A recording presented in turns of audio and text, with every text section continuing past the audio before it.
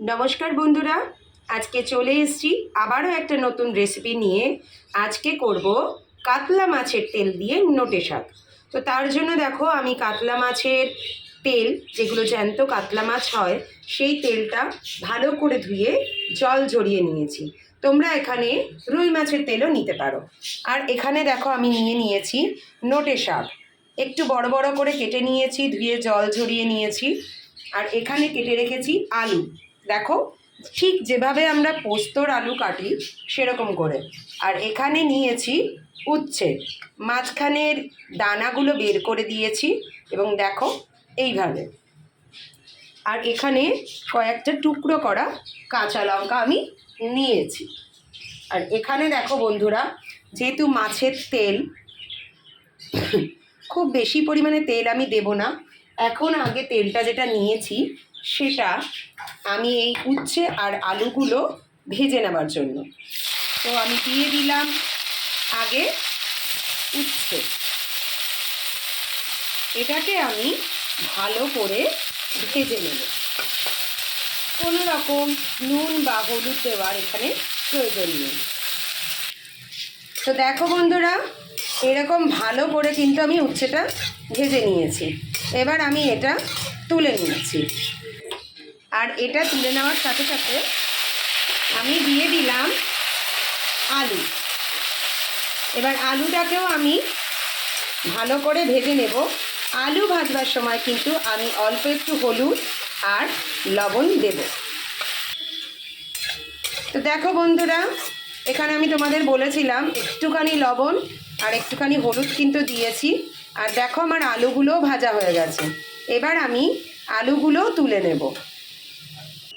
তো দেখো বন্ধুরা, এই যে আমি ভেজে রাখা উচ্ছে আর আলু এখানে রেখেছি।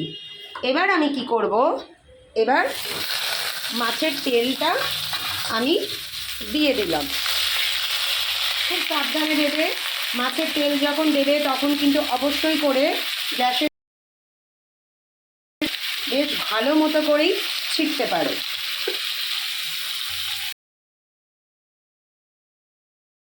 কাঁচা লঙ্কা।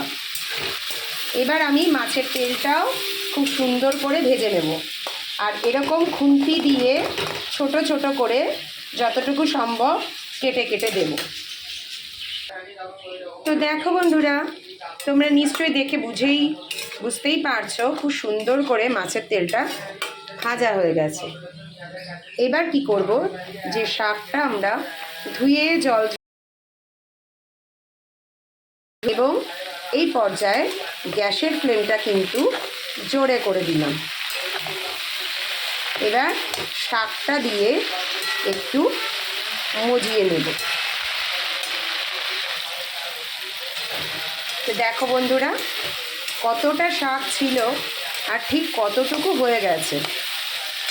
তো এই পর্যায়ে আমি ভেজে রাখা উচ্ছে আর আলুটা কিন্তু দিয়ে দিলাম। এবার আর কিছুই না, শুধু শাকটা আরও একটু ধীরে ধীরে মজিয়ে নেব। এরকম করে করে করতে হবে। তো বন্ধুরা দেখো, আমার শাকটা কিন্তু রান্না হয়ে গেছে।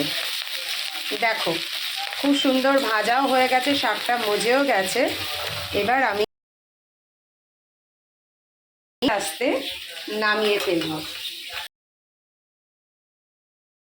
সবাই মাছের তেল চচ্চড়ি তো খেয়েই থাকে, এটাও কিন্তু অসাধারণ লাগে।